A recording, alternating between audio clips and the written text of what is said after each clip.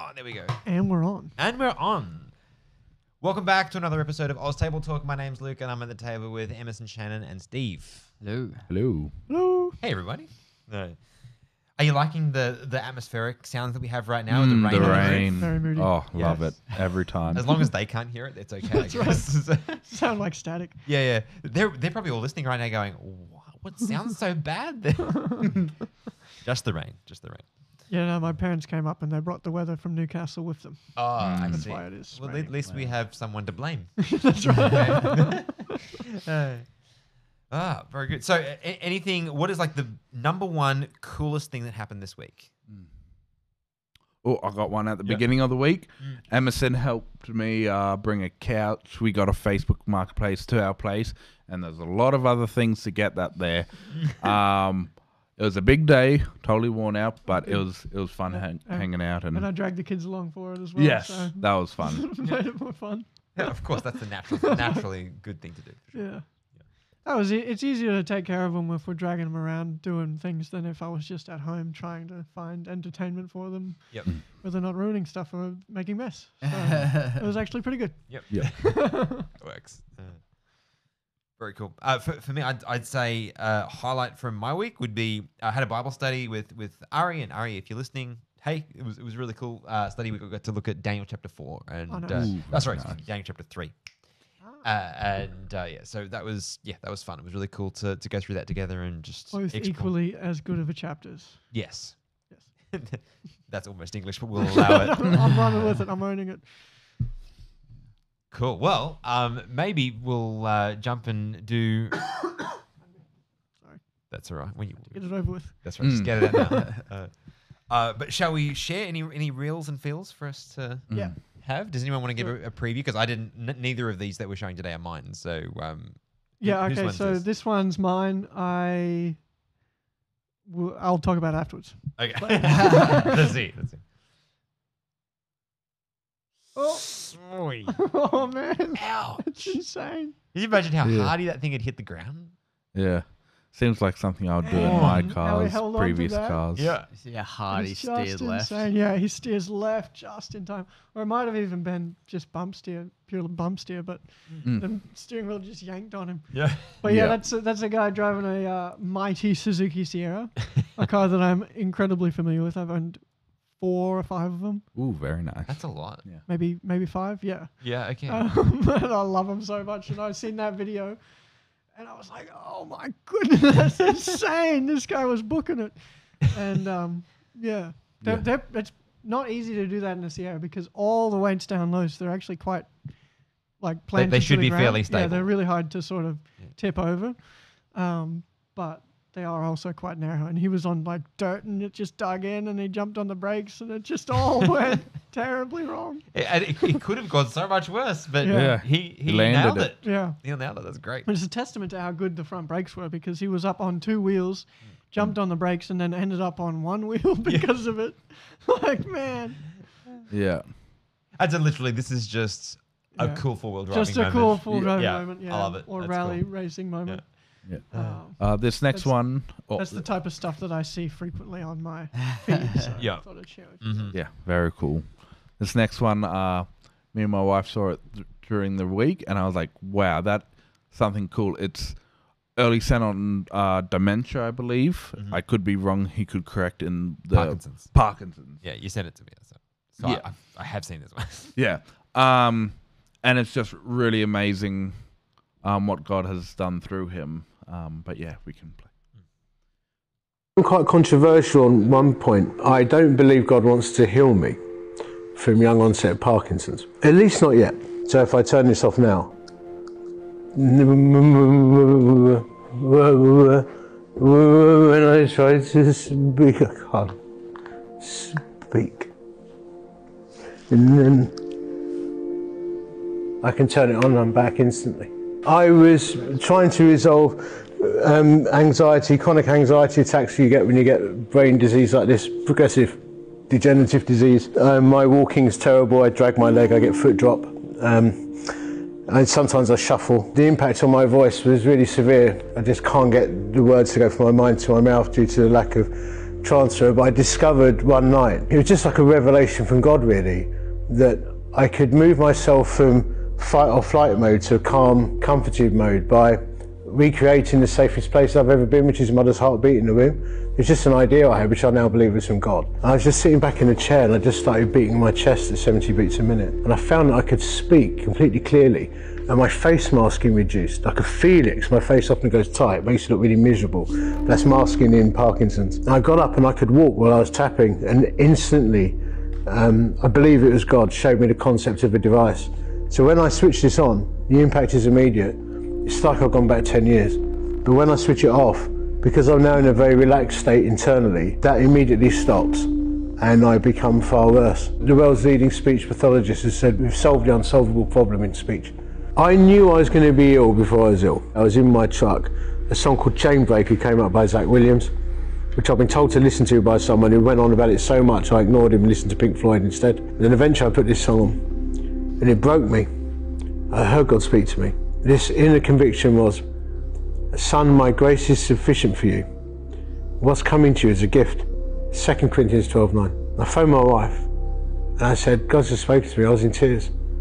I said, I think I'm going to be really, really ill. God's not going to heal me, but something amazing is going to come out of it. And she said, you having a breakdown? I went, no, I'm not. I think it's Holy Spirit. She went, yeah, all right. Months and months later, after some strange symptoms were developing, I was diagnosed with young onset Parkinson's. Life expectancy is reduced. They often say Parkinson's life expectancy isn't reduced. That's because age related, you get it like 70 and you live 10 years with it, you know. But if you get it in your 40s, you might have 15 years. When I was diagnosed, I thought, I think I'll go and die in Florida.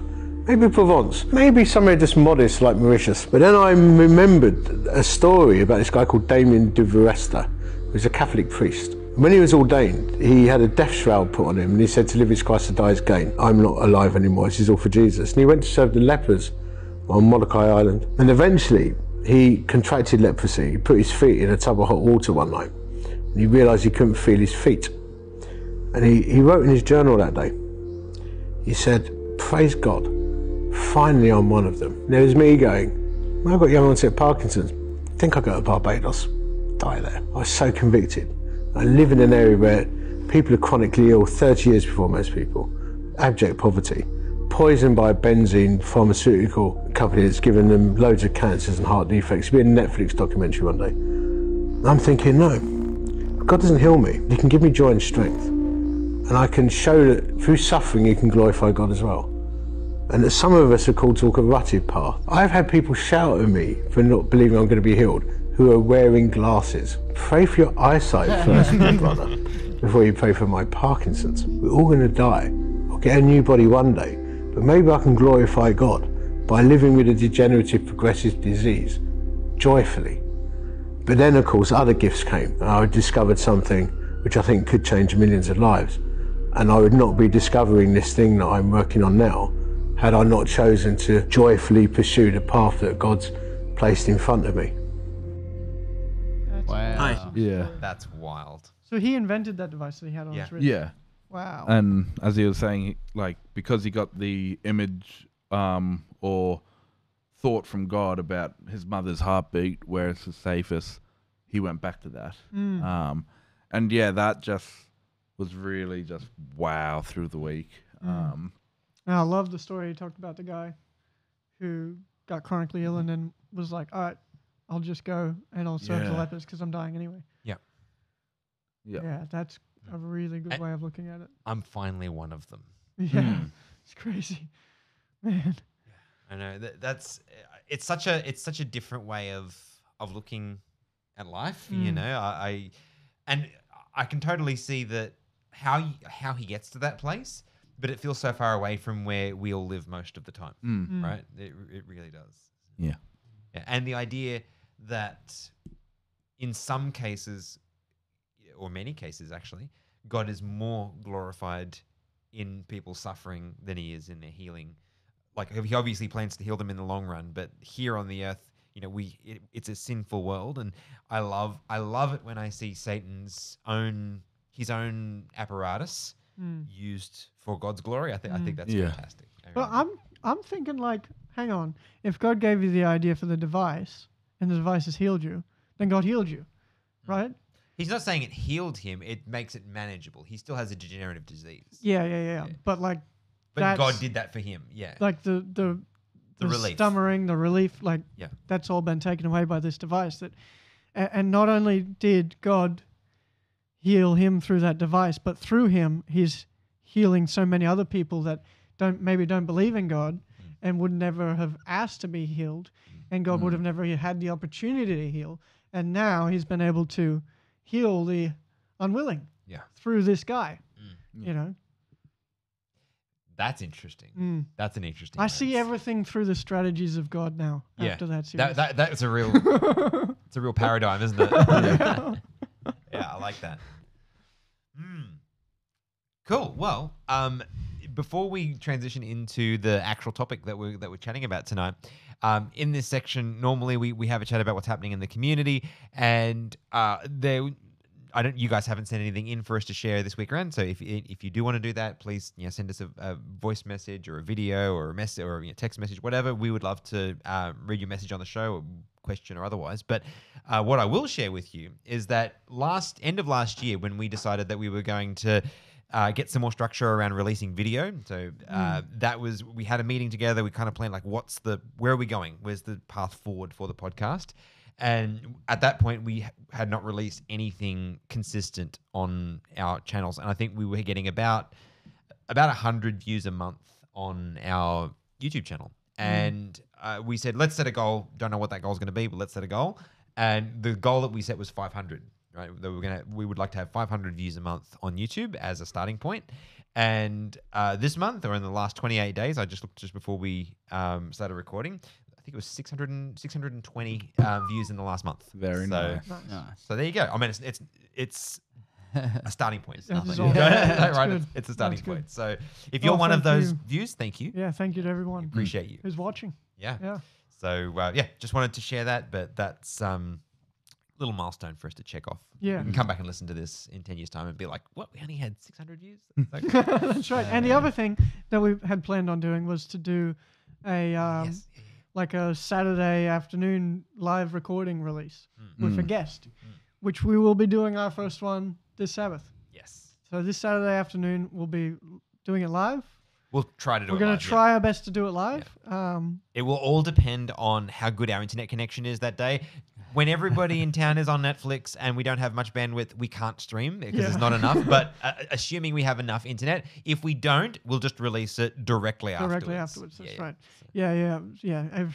People like watching their streaming services on Thursday nights, apparently. Yes, I know. So we get so we can't do it. But it's more likely that we can do it on a Saturday afternoon. So, we're getting, for the people who have listened to Faith FM, we're getting Lyle of Faith FM, who happens to be my father. Yeah, I was about to say, who is your... Yeah, I've heard of him. So you've heard of him once or twice. Good guy. Yeah. So look forward to that. Very cool. Yes. So that's gonna be great. And that discussion, we're not even giving you a title, and the reason for that is because we don't have one. It's very intentional. It's just like as if we were all sitting down to have a discussion, just like we would on a Saturday spontaneously, right? So we're going to go a lot of places. Don't expect it to be one topic. Yeah, it's right. Going to be a bunch. It's sort of, I don't know. I feel like it'll sort of hopefully be like an inspirational thing for people who find it difficult on a Saturday afternoon after church and you're hanging out with everyone to keep the topics that you're discussing on a spiritual line, you know?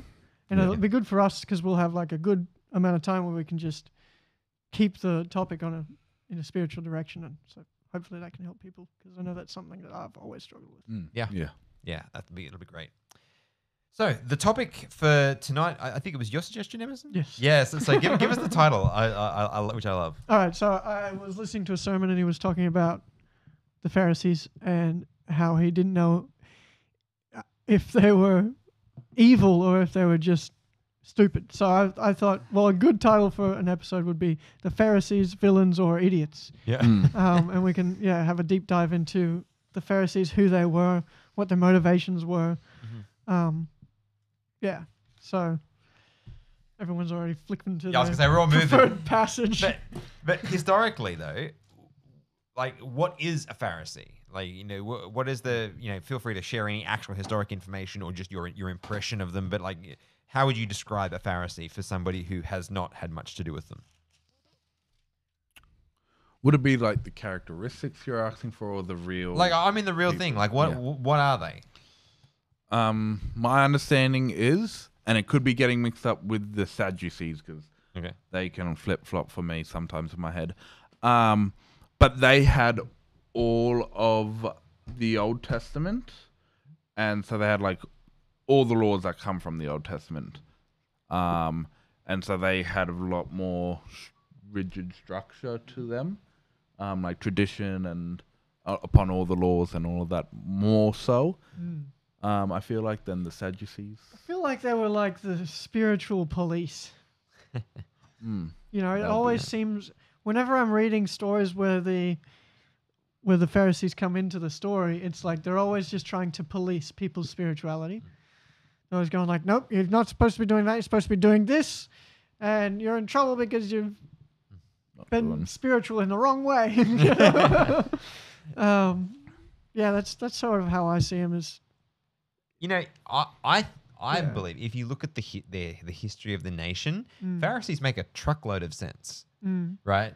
So, I mean, yes, and they're very easy to demonize. They're also very easy to consider idiots. And I'm sure we're going to get to exactly what that means. But I think one of the most helpful lenses that I can look through in this conversation is you've got to remember that as a nation, right, the Jews they've been in slavery many times, right, or in exile or whatever that is. But as a nation, they experienced a lot of trauma. When they were allowed to come back, finally, after in that post-exile time frame, they come back. And what is it, if you look historically, what is the main thing that you could say the children of Israel got wrong and got sucked in by over and over and over and over and over again? Idolatry. Idolatry, right? So they come back and they're like, okay, we're done with this whole oppression by foreign powers thing.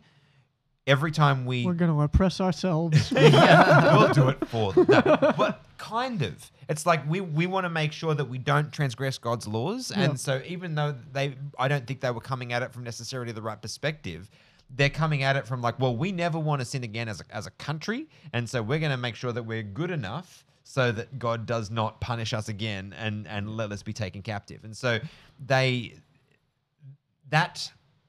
way of thinking really led to the four philosophies, right? The Jewish society was kind of split up into these four categories or ways of thinking or ways of relating to the fact that Rome was now over them, right? Yeah. Because they're like, oh, well, we're a sovereign nation and all the rest of it. Well, no, not anymore, right? Rome was now the one that was in charge. And so to remedy that, to what's what I'm looking for, to placate themselves, to comfort themselves, they had to find some way of being able to explain how they are God's people and yet they are still in exile, or not exile, sorry, and they are still under the oppression subjugation. There's a good one.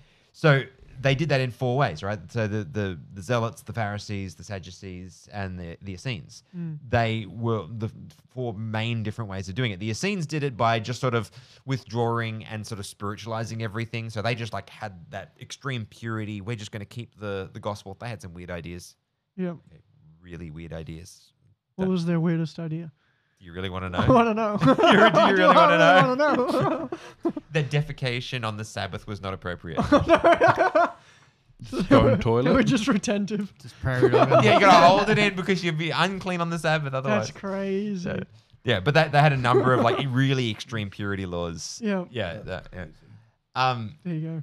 But we can thank them because that's why we have the Dead Sea Scrolls, right? So like that was a part of that culture. So there's the Sadducees. They were the secularists. They believed in the books of Moses, but nothing else. They didn't believe in the oral traditions or any of that. They didn't believe in a resurrection. They didn't believe in any of those sort of more supernatural things. Yeah. So they were really in it for naturalists. Yeah, naturalists, political power. They actually comprised the majority of the Sanhedrin. We say, the Pharisees were the ones that crucified Jesus. Well, there was a Pharisee that was leading the Sanhedrin, but most of the Sanhedrin... priests, which were the chief priests were Sadducees, right? I think... I can't remember. You got me. But I so. do know that by numbers, the they comprised the majority of the Yeah. Sanhedrin. So, but anyway, and there's the zealots, but they were rebels, right? They just wanted a military takeover, and Terrorists. that was how they were trying to do it. So, but yeah, so in that context, that's how I think of the Other Pharisees. than holdouts Well- from the Maccabees. So let me ask a question before. I think I know the answer to this. But before John the Baptist, how long had it been since Israel had a prophet? Well, at least 400 years 400, yeah. by the biblical. Yeah, that's what I thought. 400 years, right?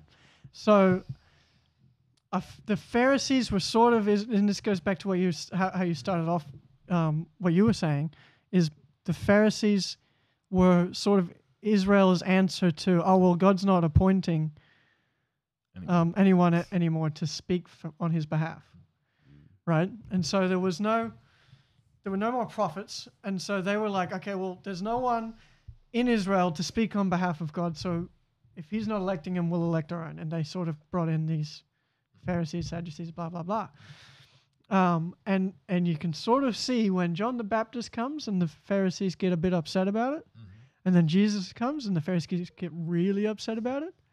It's because they are becoming irrelevant because all of a sudden God's sending prophets again, Wow. right? Why do you They need think to God, lose like, and it's something I was thinking about a little bit earlier with, like, one of the arguments for some of the apocryphal books is that, like, it's a continuation of the trend in that, and the Jewish history, like, they even quote some of the books, like, not saying that they're scripture, but they quote from them as being part of their history, and it kind of makes sense that God would keep, working with them up until the close, and it, like, I know there's some really wacky stuff in there, so I'm not saying we need to bring the Apocrypha back, but it seems weird that you've got this, I don't know how long it is, but definitely centuries, if not millennia, of God working through this family, and then all of a sudden he's just like, yeah, no, I'm not, like, they can just do their own thing for a bit. And, like, I'm not saying that he Well, he didn't drop off the map, but he didn't send a prophet for a long time. Yeah, but that was his, like, way of doing it. I don't know. This is interesting. Yeah. And we know there's people who, like, God was still working with and that were still following him, because we've got Ananias. Ananias. Is it? No. Oh, no, it was sorry. Simeon. Simeon. And Anna. Anna. Yeah. Yep. Sorry, my bad. So we've got people like that early on, which is cool. But yeah, I don't know. I think it's interesting that we just kind of stop seeing prophets. Okay, so sorry, were you going somewhere else with that? No, this is a tangent, but Yeah. I think topically we'll stick with it. Anyway. Yeah, no, that's fine. The question I was going to ask is, so you said they're kind of like the spiritual police or whatever. I can't remember exactly what language you used before, but like, is that it? Is that their only sin? Is that the problem? Is that the problem? I wasn't even saying that was a problem, Okay. but that's sort of how that's sort of how they come across to me throughout the Gospels, for sure. And Matthew especially. Matthew really gets into them. Well, I was looking specifically at Matthew chapter 23 because it's the title in my Bible of that section is "Woe to the scribes and Pharisees." Okay, hang on. I've gone to Matthew 15. Where'd you go?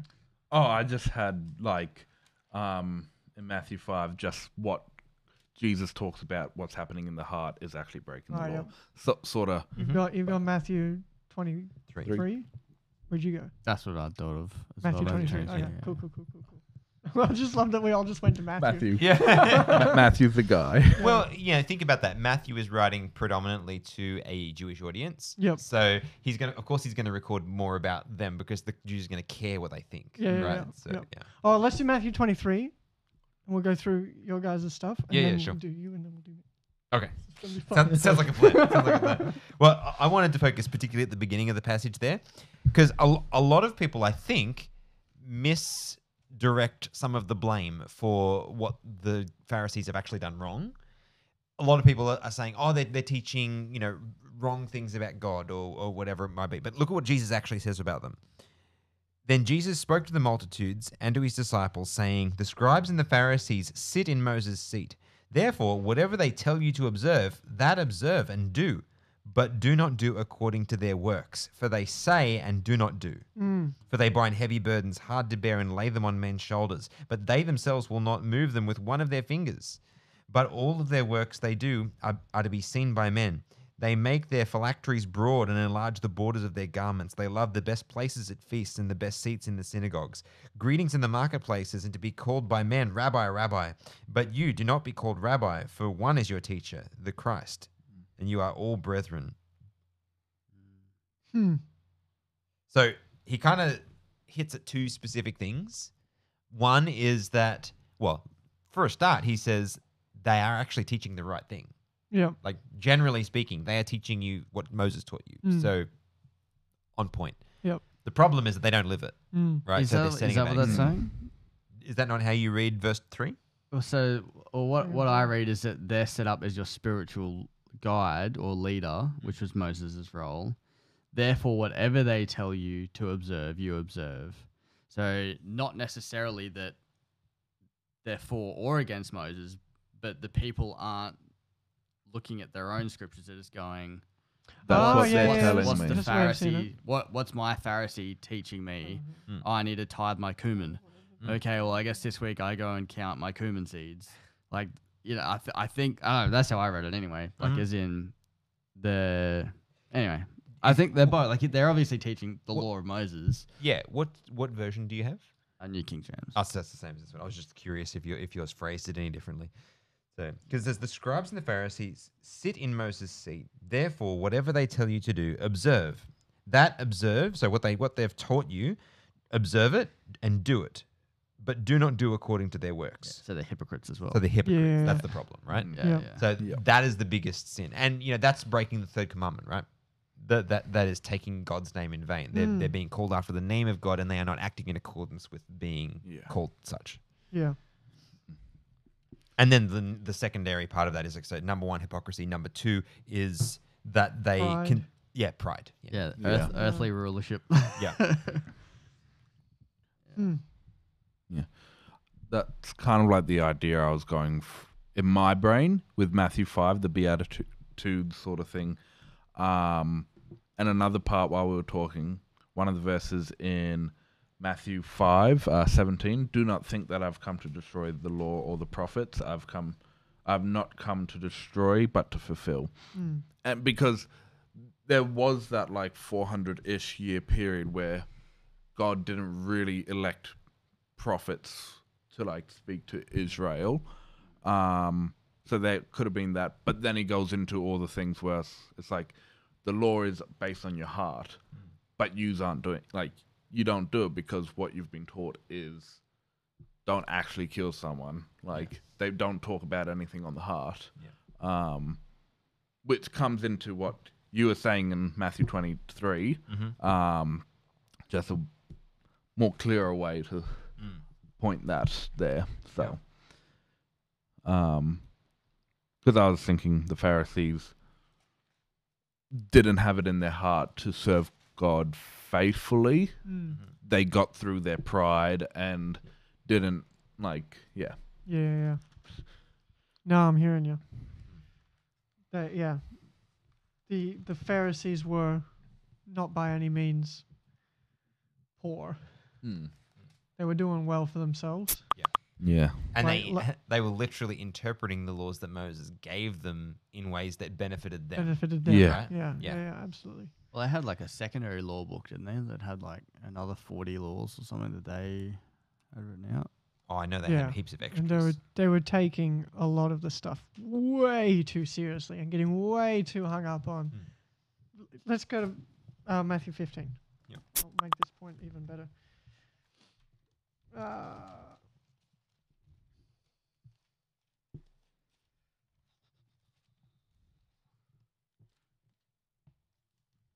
So starting at verse 1, then the scribes and Pharisees who were from Jerusalem came to Jesus saying, why do your disciples transgress the tradition of the elders? All right, so already they're in the wrong place. Yep. Because why do they transgress the law? No, not the law. The Why do tradition of they the elders. transgress what God says? No.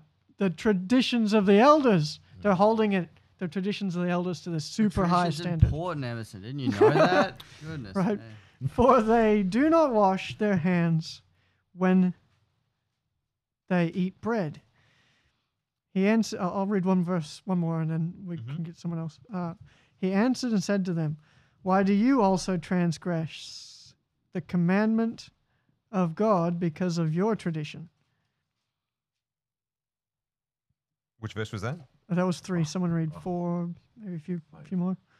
Yep. For God commanded, saying, "Honor your father and your mother, and he who curses father or mother, let him be put to death."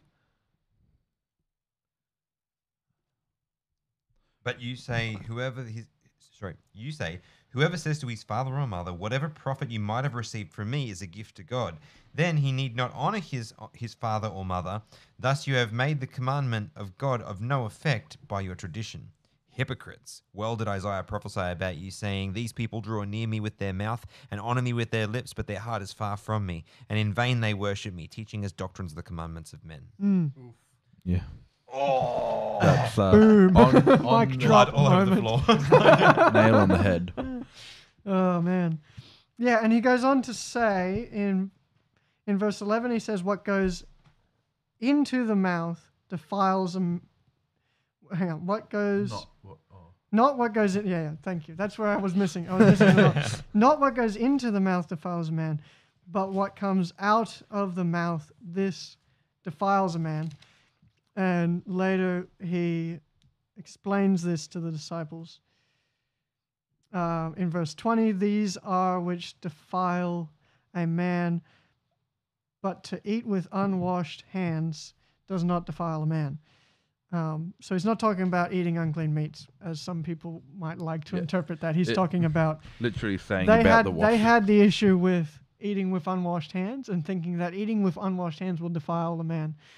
And what Jesus is saying is like, no. That is nothing compared to what comes out of your mouth. But yeah, just breaking down their hypocrisy of like, they're taking these traditions so far that it's actually starting to go against some of the most important commandments of God, the 10 Commandments, right? And obviously they had this tradition where they would be like, oh, well, I've got all of this stuff and I'm going to give it to the church, I'll give it to these people, or give it to those people, and then you're actually not taking care of your parents who are old and need taking care of, and thus you're not honoring your father and mother, you know?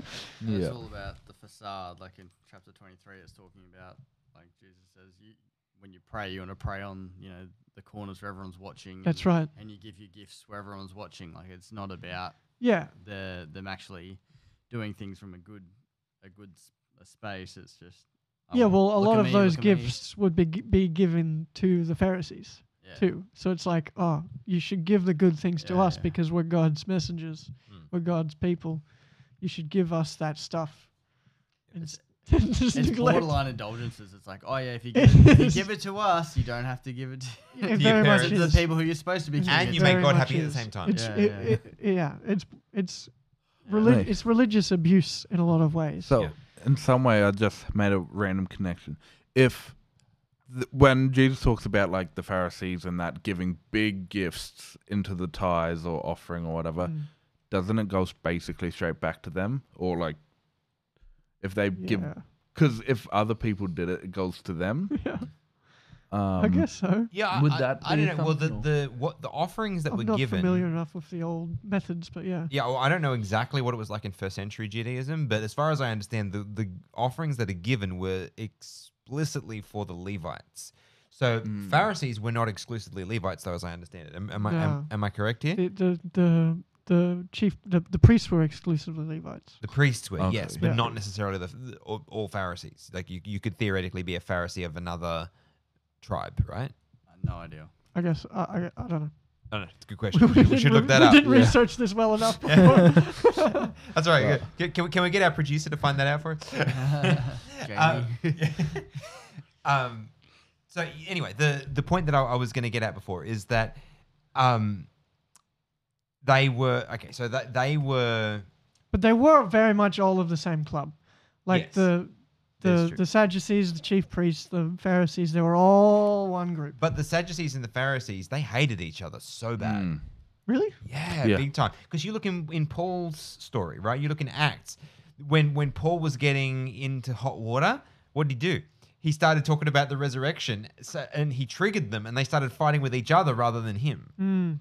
Right, so this is like they and it was such an uproar that like the whole thing became a farce. Yeah. But so yeah, they definitely there was a lot of antipathy. They had there. the differences. Yeah. But what they could agree on was that they hated Jesus. Mm-hmm. Right, and so I find that interesting because Jesus did not fit neatly into either mold. No. But he was way more Pharisee than he was Sadducee, like in the sense that he believed in the resurrection and like all the other books. all the other the rest of Scripture, etc. Yeah. But neither of them could satisfactorily put him in a box. Yep. And so this is why they started trying to get themselves together against him.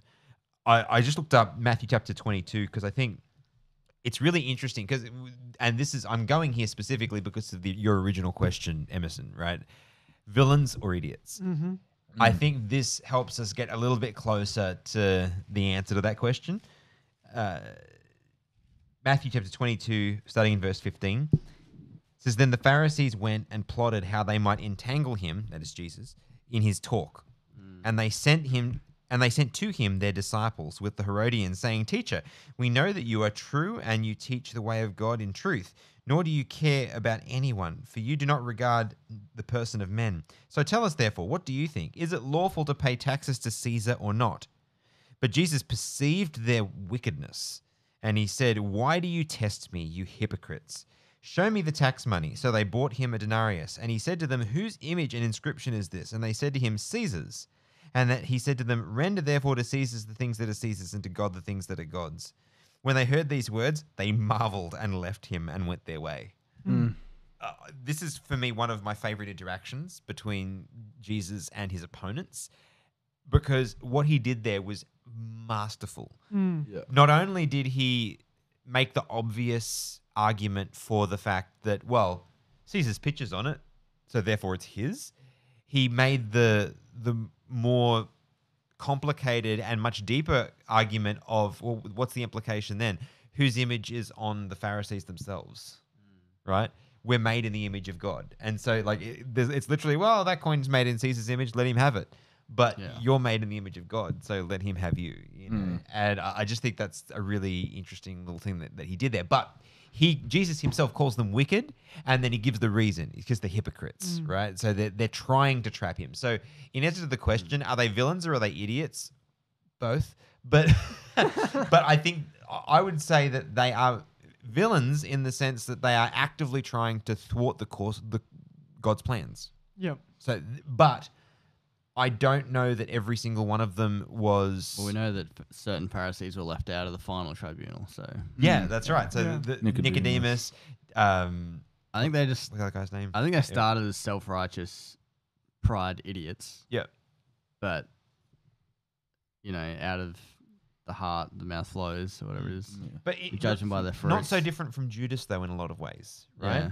Judas is like, I'm a disciple, but in the end of the day, he was there for a different kind of Messiah. Yeah. And I think the Pharisees are kind of that. They were waiting. I think they were waiting for a Messiah, but while they were waiting, they had got themselves distracted by all of the things that the world can give them, and so they ended up with that form of godliness, but denying the power thereof, as the Bible says. Because in my brain, like, I think I've heard there were other, especially around the time, other people calling themselves the Messiah. And there's heaps of wackadoodles. Yeah. Even today, there's Write that people. down. But so in my brain, sometimes it might think they might have been trying to go, "Oh, you obviously aren't the Messiah. Get rid of them. You obviously aren't the Messiah. Get rid of them." And so they might have been in this pattern during that time as well, which initiated it. Yeah. I've thought about that a bit, like, but then you can't explain away everything that Jesus does, and then them seeing it and going, "What man can do this?" sort of thing, and then still choosing to go against him. Yeah. I find it interesting that he calls them blind in like nearly every interaction with them. Yeah. The blind leading the blind. Yeah, Yeah. it's all through That's- 23. Yeah, that's also in Matthew 15. So why blind though? Like, why is that a recurring theme? That seems fairly important to me. Yeah, well, it's literally half of chapter 23 is like, you're blind.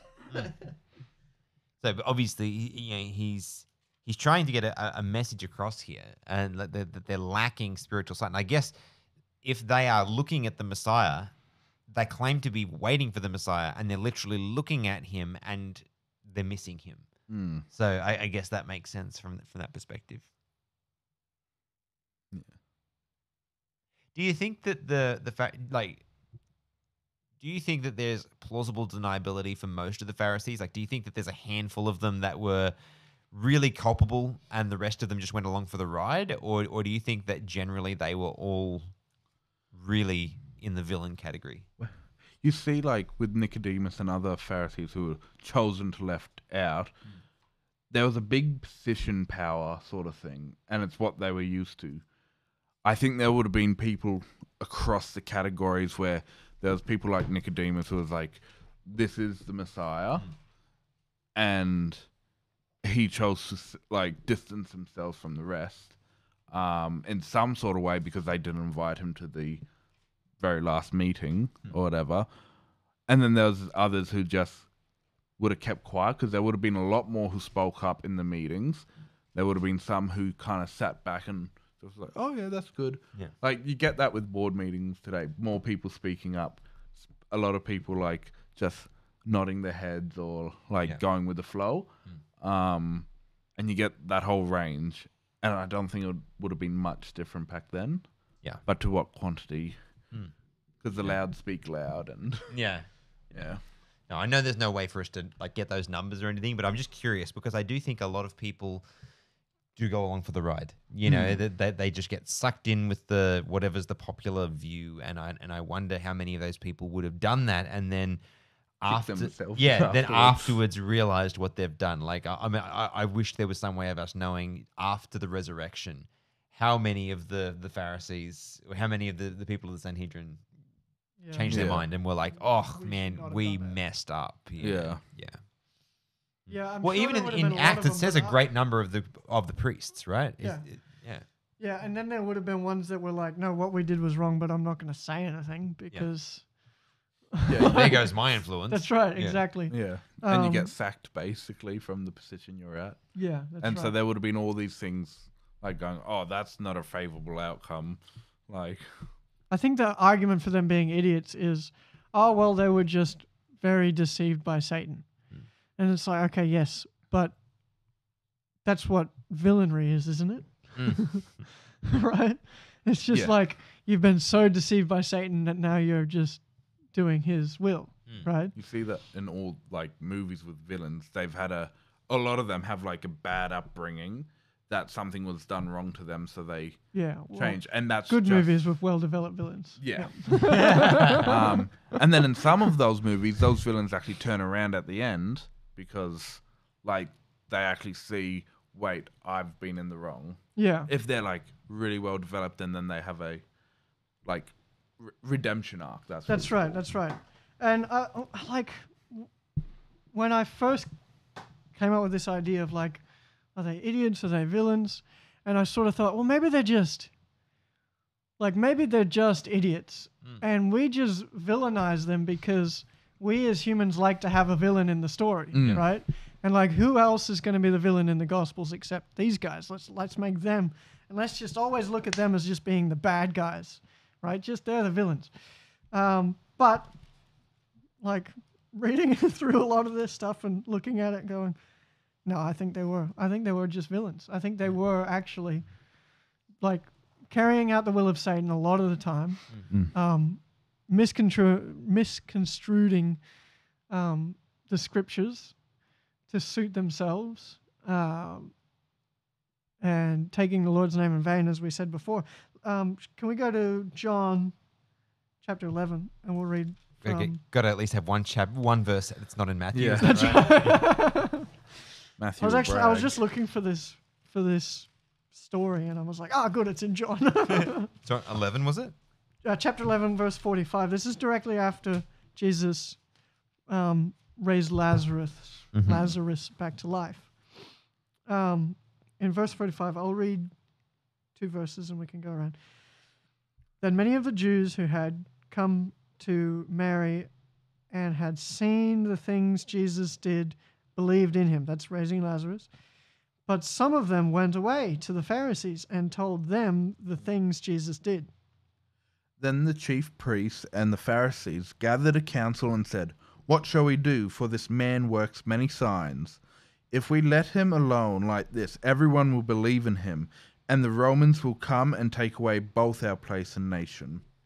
And one of them, Caiaphas, being the high priest that year, said to them, "You know nothing at all, nor do you consider that it is expedient for us that one man should die for the people, and not that the whole nation should perish."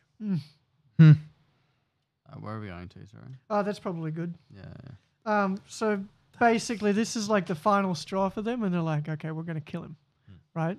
He brought someone back to life. He committed the horrible crime of raising back their friend Lazarus, right? And somewhere else in the Bible, I forget where it was, but I had found it when I was looking into this. They were like, okay, we actually need to kill Lazarus. Yeah. You know, they had decided, oh, well, a lot of people are evidence. Yeah, a lot of people are meeting Lazarus and going, oh, you were dead and Jesus brought you back. No, we need to kill him and we need to kill Jesus because, and you can see the way they sort of justify it. But where they say, the Romans will come and take away both our place and nation. And it's sort of like, well, that's a bit of a stretch. How are you connecting those two dots? Like, oh, there's this guy, he's working great signs.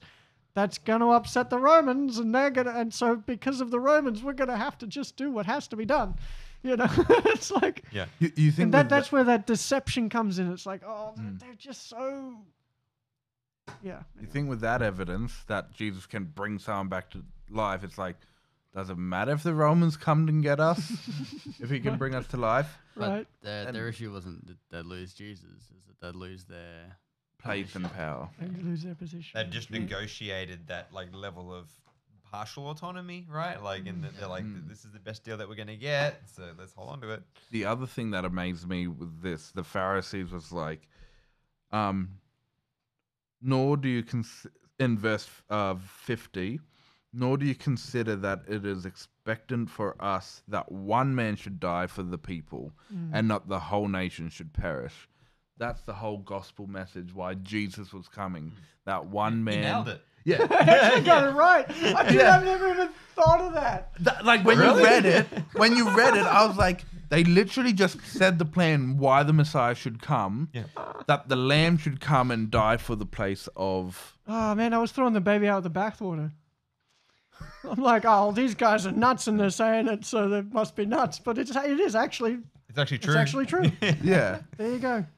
I've never looked at it that way. See, no one can be wrong all the time. Yeah. And even in their deceptive way, even their plan of how they would fix this in their mind was God's plan. It was part of the plan. Yeah. Yeah. And it's like, and they said it. It's like, blows my mind when I just heard that. It's crazy. ends justify the means in that logic. Yeah. Yes. As you were reading that section, it reminded me of you know, even if we fast forward into the book of Acts, and we see when there's this power struggle in Jerusalem between the disciples and the Pharisees. Still, like you know, Jesus is gone at this point, and they're still having this thing. So they're imprisoned, and they threaten them, and they beat them, and then like don't say anything about Jesus, right? And they're like, what should we do about it? And then Gamaliel, right? This is some like OG Pharisee who has been there the whole way through. He saw the whole Jesus thing happen. And it says, where is it? Where are we? I'm in Acts chapter 5, verse 33.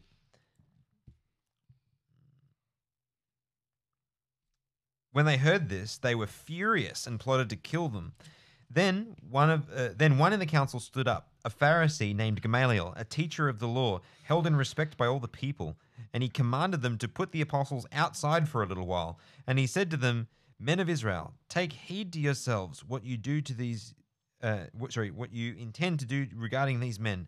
For some time ago, Theudas, I don't know, rose up claiming to be somebody. A number of men, about 400, joined him and he was slain, and all who obeyed him were scattered and came to nothing. After this, a man, Judas of Galilee, rose up in the days of the census and drew away many people after him, and he also perished, and all who obeyed him dispersed.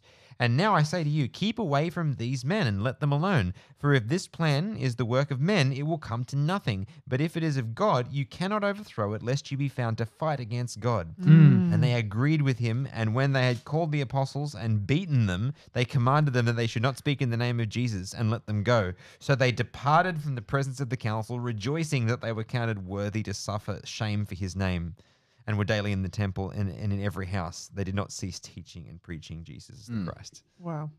I love that. I love that story. But I've got a lot of respect for Gamaliel. Like that's pretty. You know, his wise very words, wise, very wise words there. Even though he didn't fully buy it, by the sound of it. Hey, hedging his bets. Yeah, but yeah, what he said was, I thought, a very interesting perspective. Like in this moment where everyone else is like, "That's it, we're gonna go get him," and he's like, I don't know that you want to do that, because if you do it and you're right, then you're no better off than you are now. And if you do it and you're wrong, then you're actually making God angry. And is that a place that you want to be? Yeah. But it's very true. If you're a false Messiah and you raise up, then it's going to go to nothing. So if you think that these people are false, then leave them alone, because it's just going to fall apart for them. Yeah. It's good. And this is, I think, where I got the big idea where other people rose up at that time. They just faded to nothing. But Jesus didn't. Just if I think about, you know, the way this conversation has gone, how much Pharisee do you see in yourself, or, you know, in today's church or society or whatever, however that looks? Because I mean, it's very easy to point back 2,000 years and go, man, those guys were so dumb. But like, how much of it do we actually see? Or has there ever been like seasons of your life where you would put yourself in that category? I know I've thought a lot, like sometimes with the Adventist church, especially starting, where we've gotten like the message from God. Sometimes we can be placed in a sort of Pharisee where we've gone, hey, we've got this something special. And so we get a bit prideful. We can sometimes, and we did gain a lot of traditional things that's pretty strictly Adventist. Yeah. That was really core. It's like no swimming on the Sabbath type thing. That's a big one. And it got to a really close point to like how I would see the Pharisees in the Bible sort of thing, that yes, they're trying to keep the Sabbath nice and sacred. They're trying to keep other things like, hey, we don't know where the line is. Here's a bit of a grey line. Let's cut it off before the grey line starts. Yeah. So we're safe. And I feel like that could have easily where it began for the Pharisees too. Like there's this grey line. Fear. And if you're living in that fear of like, what do we do? You're going to make it very difficult for people to really come to God, appreciate, and like truly. But isn't that just fundamentally a misunderstanding of who God is? Like anything that is fear motivated, doesn't that make you step back and go, hold on just a second, what God am I worshipping? Right? Yeah. So like they weren't just pulling a wrong call; they were totally misunderstanding who God was. Yeah. Because that's a very logical thing. When people we get that. Fear, right? We have that. Yeah. We have that a lot. Yep. Yeah, I see it a lot. You just gotta go back to the basics, don't you? With the Sabbath thing. So in the Adventist church, the Sabbath is a great example. So many things is like, you can't do that on the Sabbath, can't do that on the Sabbath, can't do that on the Sabbath. It's like, okay, whoa. Let's go back to the basics. What is it for? What's the Sabbath for? What's the commandment say? What does Jesus say? And what can we learn from this? Swimming on the Sabbath? That's not biblical. Yep. No one says anything about that. Yeah. That's right. You cannot find a chapter and verse And the for crazy thing is in the Adventist church, is I always never understood this as a kid, because it was like, no, you can't swim on the Sabbath, but let's go for a bushwalk. Yeah. Like, what's the difference between... I don't understand. Yep. But And you can, I you actually- can climb up this rock. I must have been a rebel was fine. because I grew up in a circle where, not that it was a particularly progressive circle of Adventism, but like nobody ever said that. Like we never had that as a thing. Yeah, And right. so when I was like in my late teens and I started hanging around with other people who were like, "Oh no, Sabbath, we can't do that," I'm like, why? Why? What's wrong with the water? Where's that Like, written? is it unholy water? I don't understand. Like, what's the deal? Yeah. No, it's teaching for. I forgot how it goes. Teaching for gospel, the traditions of men. Is that how it goes? Yeah, let's. Yeah, We just basically. read it just before. Yeah. Yeah. Uh, Steve, you've got a few things that are open. Is there? collecting. Yeah, I was gonna say. Collecting verses. I again. noticed that Steve starts running out of things on the table to stuff in his Bible. So I know at that point we have to let him read something out of it. Otherwise, he's just going to start like taking our hands and like sticking them in between pages. Just when you're talking about the present day applications and Jesus continuously, gosh, I'm tired. Yeah. Um, Same here, man. I continuously. can feel my brain going out right now. Yeah, it's oozing out of my ears. Calling the Pharisees blind makes me think of the seventh like warning to the church in Laodicea. Mm. It says, because you've become wealthy and need nothing, which sounds mildly pharisaical, and do not know that you are wretched, miserable, poor, blind, and naked, which also sounds mildly pharisaical. So I counsel you to buy gold from me, refined in the fire, and on and on and on. What? What's this? I'm sorry. What have I done wrong? I'm sorry, but my impulse control's terrible. What did I do? Not you. I just looked up and realized that message is still on the screen over there. And was that up there the whole time we were? Yeah. Yes. Yeah. Sorry. I think I'll be able to see that when Yeah. you watch the video. Yeah. I didn't know that. You're gonna get a lot of friend requests. My bad. So if you are watching the YouTube version of this and you go back to when we did the watching the Reels thing, there's like the chat window at the corner with Emerson's message to me. Everyone will go from look today. at it. It's been very handy because people try and find me on Facebook. They punch in Emerson, they can't find me because I've got it down as Lord Emerson. Yeah. And now everyone's gonna know. Yeah, we just mine added as you. Lord Yeah, Shadow. you're Lord the Shadow same. as Yeah, I well. know. And I'm really sorry. I totally interrupted you, Steve. I just looked up and I realized that everyone would have just seen that complete with the GIF and everything, and so I don't know why that's. I'm really sorry, Steve. Please, This is not the please first time keep this has going. happened. The more tighter I get, the worse it gets. I'm sorry. Yeah, Keep going. Oh, no. Well, Yeah. that's just a lie. I thought. Yeah. Or one of the other thoughts. Yeah. I had other thoughts from chapter 20. History repeats itself. Yeah. Certainly does. Yes. Well, and it's okay. I'll go there. Yes. So we're at the first half of 23, well, the first couple of verses of 23, and then Jesus lists a whole bunch of things that they do, like bad, and then This is the whoa. Yeah. yeah, it was. But then in 35 it says, so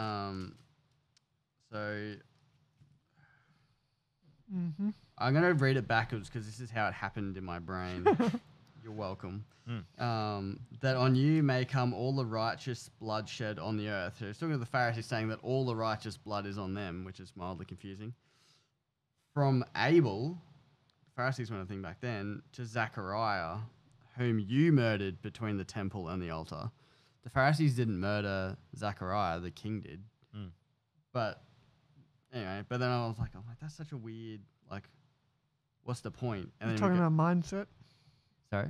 Is he talking about mindset, like the same mindset that Abel had, and the same mindset that of the person who killed Zechariah? I don't think so. It's just saying that they're guilty of their bloodshed. I'm like, well, that doesn't really make sense because neither of those things were because of them. But then we go back up and he says, I've sent you the prophets, the wise men, the scribes, and you kill and crucify them. I'm like, yeah, well, same thing. Like, the Pharisees weren't really around. Like the prophets stopped before the Pharisees were even a thing. Yep. And where did I start? I think verse 29. And then we'll read through so that the flow actually makes sense so people aren't stroking out too bad. Maybe 28. Okay. Verse 23. Even so, you outwardly appear righteous to men, but inside you are full of hypocrisy and lawlessness. Woe to you, scribes and Pharisees, hypocrites, because you build the tombs of the prophets and adorn the monuments of the righteous, and say, if we had lived in the days of our fathers, we would not have been partakers with them in the blood of the prophets. Therefore, you are witnesses against yourselves that you are the sons of those who murder the prophets. Fill up then the measure of your father's guilt. Serpents, brood of vipers, famous verse here. Yep. How can you escape the condemnation of hell? Far out. Therefore, indeed, I send you prophets, scribes. Some of them you kill and crucify and scourge. So he's basically saying you're the sons of the people who did all of this. And again, I'm like, why? It doesn't make sense because they're not, like, they do it ultimately. Like, they ultimately kill Jesus. Yeah. And they had issue with John the Baptist. And that is how we see the fruits of this bearing out. But up until this point, none of this is true.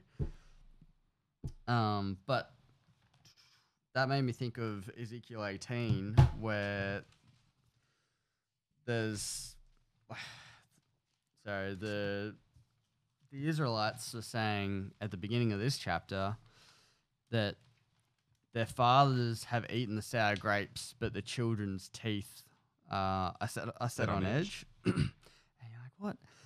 But what Ezekiel's doing in this chapter is saying, you're not judged for your father's sins if you are righteous.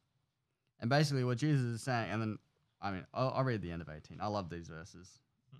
This has been fun. Ezekiel 18. Yeah, doing this with the kids is fun. So we'll go 30, I think, 30, 31, 32. This is great. This is Old Testament. Remember that. Yep.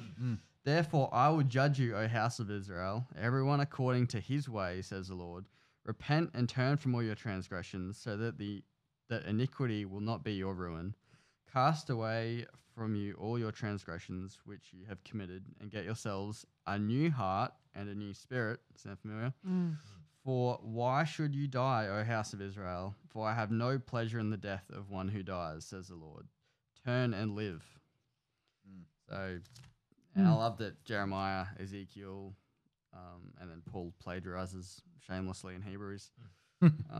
That same thing, but we've got the idea playing out of that these guys think that they're righteous, but they've set up, like, the whole point of them was that they were trying to not do the things that their fathers did, which led them into captivity, because they saw what happened. They didn't want that to happen. But in doing that, they fell into a whole different system of idolatry, which was not setting up a literal idol in the temple, but they set themselves up as the thing that they were worshipping. They are the object of worship now. Yeah. So they're not getting the people to worship them per se, but they're worshipping themselves, and they're leading the people into this more and more burdensome way of worship, which is, I won't say it's equally as bad, because if you read Ezekiel, the Israelites are doing some wacky stuff, but ultimately the end result of what they're doing is equally as bad, because serving God shouldn't be burdensome. Yes. At the end of the day. Yeah. Misrepresenting him, right? Yeah. So anyway, but that's full circle. I think that kind of makes a little bit more sense as to why he lists, they're responsible for, which again, it's kind of like big picture stuff, but he's just saying, like, you've set up in your heads that you wouldn't have done it, but you would have, and then they go and murder Jesus. Yep. 1 John chapter 3 verse 12 says, so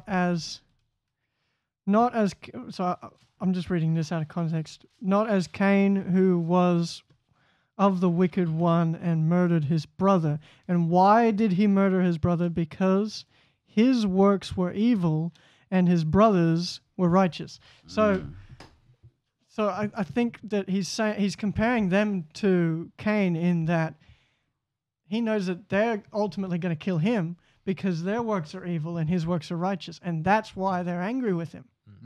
I think that's why he's saying you guys are like Cain. It's the same spirit that you have is the spirit that killed Cain. It's the same spirit that killed Zechariah. It's because you're jealous of me, really, is what he's saying. Because what I'm doing is right and what you're doing is wicked, and you know it, and that makes you so angry that you just want to kill me.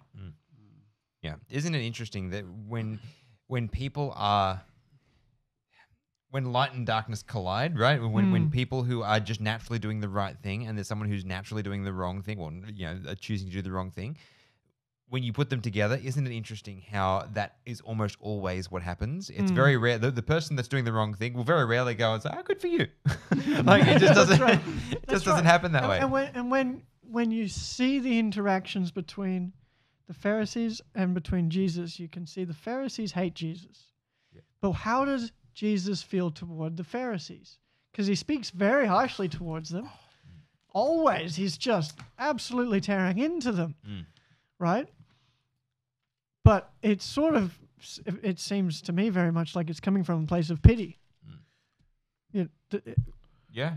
Would you feel the same way? Like I Yeah. feel like he There's- pities them to the point where he's like, I gotta get through to these people. Yeah. You know? I think honestly, he would have. Well, his early ministry, he was making that offer to everybody. I think the more desperate he got, the harsher it was. Right, like Yeah. Matthew chapter 23. That's easily the harshest Jesus speaks to anybody at all. Ever, Full stop. yeah. Ever. And that's right at the end of his ministry. I think He's he's pretty mad at them too. oh yeah, but like- he's mad at what they've done. Yeah, yeah. Right? He's not like, oh, this I hate this person. No, no, it's not. Yeah. It's not a hateful anger. It's No, no, just like you're leading the entire nation astray. Right. So- Yes. Even in between, like Matthew 23, where he's like all this heavy stuff Jesus saying to them. In verse 37 of chapter 23, it's, "O Jerusalem, Jerusalem, the one who kills the prophets and stones those who are sent to her. How often I wanted to gather your children together like a hen gathers her chicks under her wings, but you are not willing." Like, he's so often, in everything he does, he wants to gather them still, even though they're brood of vipers. It's Like, stupid. yeah, Yeah. like every time he interacts, he wants to bring them close, but then they sort of thing, and like they attack him, Yeah. and yeah, and as the title, Jesus laments over Jerusalem, and it's like every time he goes to them, he laments for them, Yeah. because they don't choose him. Yeah. Well, is there anything else that you guys would like to cover as we wrap this one up? Any final comments, summaries, No, but I think our discussion. tangents that we just can't leave alone and talk for another hour? I think over? our discussion on Sabbath will be a good follow-on from this. Yeah. Mm. Yeah. We'll see where that goes. Sounds good. Well, let's leave it there for that one tonight. I want to thank you guys for joining us. And also, we don't mention this very often, but if you have a look on our website, AusTableTalk.com.au, all of our stuff's there. But we also have a section called the 100 Club. We're trying to get to the point of economic sustainability. So we need a certain amount of money to be able to keep everything running here and make sure that the content gets out each week. And so we are still not at a place where it is self-sustaining. So we still have to be trying to figure that out. And so if you'd like to contribute to that, all we ask is $1 per episode. So if you guys would like to jump in that and be a part of the 100 Club, you can go and check that out on our website, AusTableTalk, AusTableTalk.com.au. So we'll leave that with you there. Hope to see you guys this Saturday because we'll be doing that live stream. Yeah. So Woo. Good. catch you guys then.